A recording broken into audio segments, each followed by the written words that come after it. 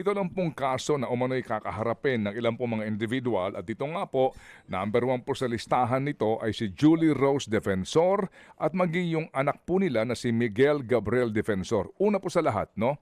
Ang sinasabi po dito sa sulat po ng NBI sa City Prosecutor po diyan sa Pasig, recommended for prosecution under Zerin Development Corporation. At meron pa pong isa, Chicago Entertainment Corporation. Pwede ba hulang namin munang maalaman, hango po sa report ng inyong mga tauhan, bakit damay umano ito pong asawa ni former Congressman Mike at ang kanyang anak dahil po sa Zerin Development Corporation? Go ahead po, attorney. Well, ganito nga po yan. Yung pong Zerin Development Corporation, they are the registered operator po ng Blue Hotel. At meron na, ang sinasabi nga po, meron silang lease agreement naman doon sa Chicago KTB. Ang setup po nito, physically, 2 floors po itong establishmentong ito. Yung first floor, nandoon po yung Chicago KTB at yung second floor, nandoon naman po yung Blue Hotel.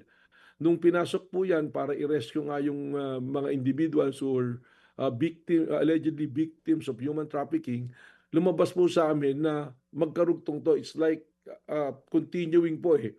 Kumbaga yung transaction po ng human trafficking, yung pong prostitution, ginagawa dun sa Chicago KTB. Tapos meron pong secret passage, may secret door, may hagdanan, paakyat sa second floor na pupunta po dun sa Blue Hotel. At dun po nangyayari yung prostitution, yung sexual intercourse, yung pong deed na talaga na doon gagawin. But all the negotiations, yung pakikipag-usap po, nung pong mga tinatawag natin na mga managers, yung mamasang po, doon po nangyayari sa baba. At aakyat naman doon po sa taas na dire-diretso na, hindi po to separate na establishment. Gaya ng pinapalabas po ng ibang mga ibang vlogger, ng mga ibang sinasabi na hindi sila connected po. Okay. So, basically po, ang umano'y ugnayan dito nila Defensor dahil yung kumpanyang ito ang may-ari ng parehong establishment, no? Yung pong Chicago at saka yung Blue Hotel. Ganun po? Lumalabas po kasi pag tiningnan din po namin yung mga opisyal ng Chicago at saka po nung Zerin at yung pong pinakang holding company, yung pong Cliff Point Development Corporation, interlocking po eh. Magkakasama, same individuals po. Saka hindi na lang po yung sa dokumento na yun, kundi yung pangyayari nga po, kung saan nangyayari yung pinakang deed po ng prostitution, doon po sa Blue Hotel. Kung saan nga po, nakarehistro sa Zerin Development Corporation, doing business under the name and style of Blue Hotel. Opo. Yun po mismo yung nakalagay dyan.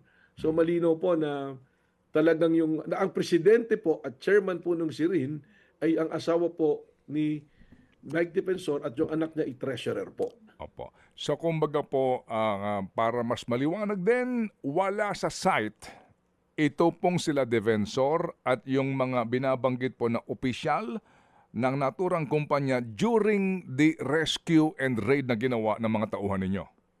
Wala po. Kaya nga po doon sa amin isinumiting mga dokumento po dyan po sa prosecutor ng Pasig, nakalagay po sila at large. Yung pong mga arrested, yung po yung mga participants na nandoon na na-identify po ng ating pong mga ahente nung pumasok po doon sa establishmento. Mga kapatid, para sa iba pang mga balita at impormasyon, sundan niyo po kami sa X, Instagram, Facebook at syempre sa TikTok, True Network PH. Mag-subscribe din po kayo sa aming YouTube channel, True Network. May website din po tayo, truenetwork.ph at pwede nyo rin po kami mapanood sa Channel 19 ng aming True FM TV. Lagi pa rin makinig sa radyo dito po sa 105.9 True FM dahil dito, lagi po sa'yo, kapatid. Dito tayo sa totoo, tunay at tapat.